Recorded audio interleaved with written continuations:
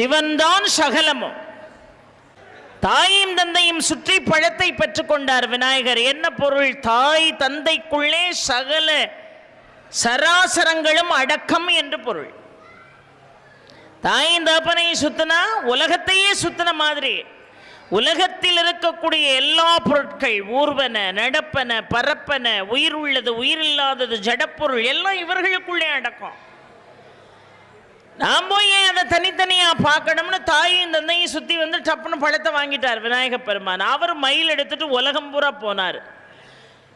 பயணிக்கின்ற பொழுது ஒவ்வொரு பொருளிலும் அவர் இறைவனை பார்த்தார். இவர் இறைவனுக்குள்ளே உலகத்தை பார்த்தார், அவர் உலகத்தில் உள்ள பொருட்களுக்குள்ளே இறைவனை பார்த்தார். ரெண்டும் ஒன்று தானே.